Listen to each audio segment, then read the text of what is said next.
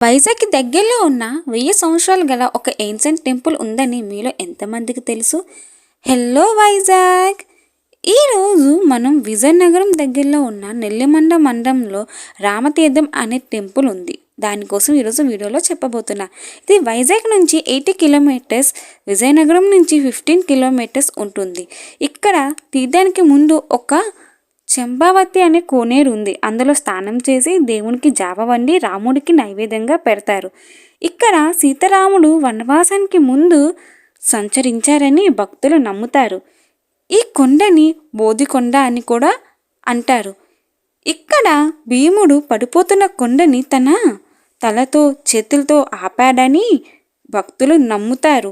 ఇక్కడ సీతాదేవి లవకుశులని ఉయ్యాల్లో వేసి లాలించడం, పురుడు మంచం అలాగే చీరని ఎండబెట్టడం మొదలగు మీరే సందర్శించుకోవచ్చు.